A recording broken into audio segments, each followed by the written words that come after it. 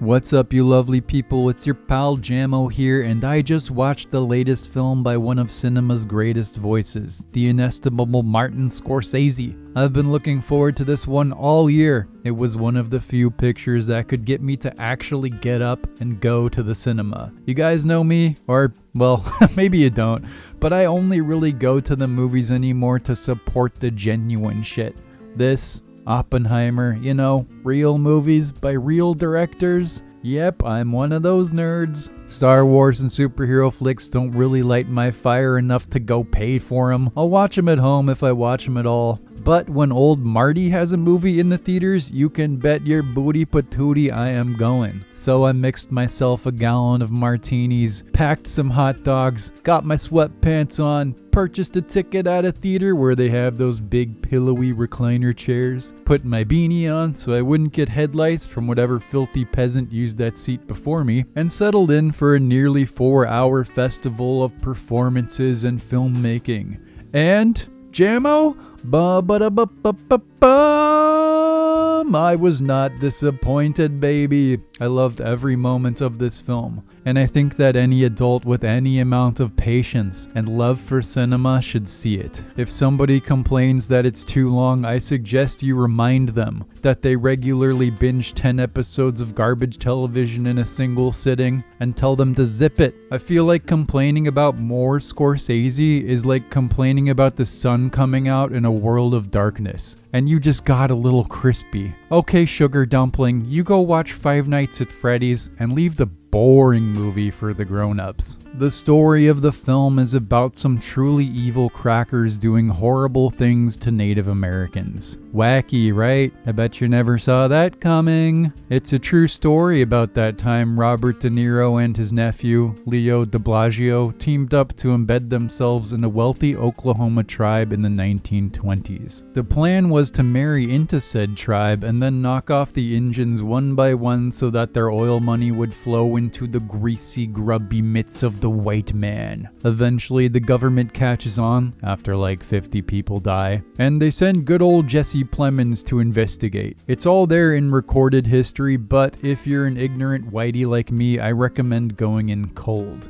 I had no idea about any of this, which, after all, is kind of the point, and why Scorsese wanted to tell this story. He even showed up at the beginning of the movie and thanked me for going to see it in the theater, which I kinda loved actually. Not in person, I mean on the screen. In person would have been wacky. But yeah, it was nice. It was very nice. And I wouldn't mind it if more filmmakers did that. Just give a short, sweet blurb about why they made the movie and thank you for supporting it. I don't need it for everything, of course. I don't think anyone needs to hear from the director of The Marvels or why James Wan wanted to make Aquaman 2. Spoilers, it's money. But for legitimate passion projects, it's a nice little extra. Anyway, I won't talk too much more about the story of Killers of the Flower Moon because hopefully you'll find out for yourself. One thing that struck me, however, was the implementation of violence in the context of Scorsese's filmography. He's never shied away from the stuff, but even at its most horrific, it's always had an element of dissociation for me, where it was easy on some level to categorize it in my brain as movie violence. The violence in Killers of the Flower Moon is different. There's no possible comedy level or catharsis to it unless you're some kind of psychopath, and the absolute coldness of its implementation in these short, savage, understated bursts is truly disturbing. These moments are the exclamation points on what amounts to a cinematic treatise on the way power has always worked in the dark heart of America. This is helped along by true immersion into set and setting. Marty is a master of this, in making history thoroughly believable through the spell of his art, and this is the culmination of over 50 years of craftsmanship. Every detail is delicious, every shot is a treat, and every conversation a masterclass in the power of acting, which we also need to touch on. De Niro is De Niro. Of course, he's the big bad, manipulating the strings of savagery for purposes of unbridled greed, and like I said, he's great. That's no surprise. Leo, however, elicited a very odd type of sympathy from me, where even though his actions were reprehensible, he's somehow guileless, a sort of antithesis to the De Niro character, with a genuine love for his wife that unfortunately can't overcome the manipulative spell put on him. And yet he's hard to hate. He feels incredibly human, which was not easy to do, so I think this will go down as one of Leo's great performances. The heart of the film, however, lies in Lily Gladstone as Molly. This actress is a revelation. She has such a specific nature to her to where I don't know if it's acting or if she's just like this.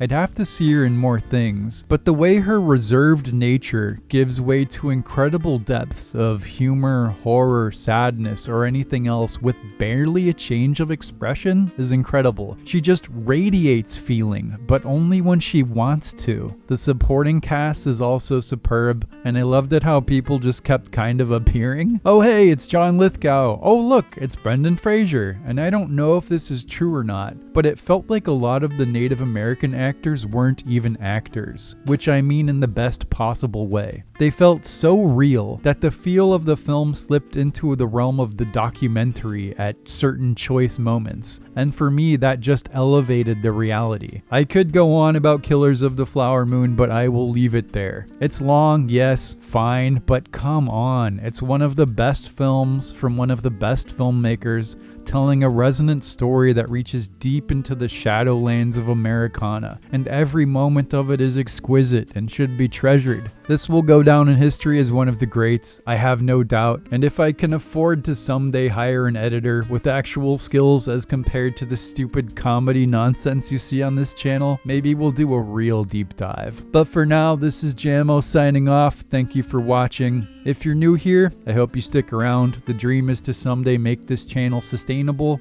and every sub gets us closer to that goal. I know I can be abrasive, but it's just because I'm passionate, goddammit, especially about Scorsese. Peace, love, and moonshine to all of you. Even if you thought the movie was boring, I forgive you, and I'll see you soon.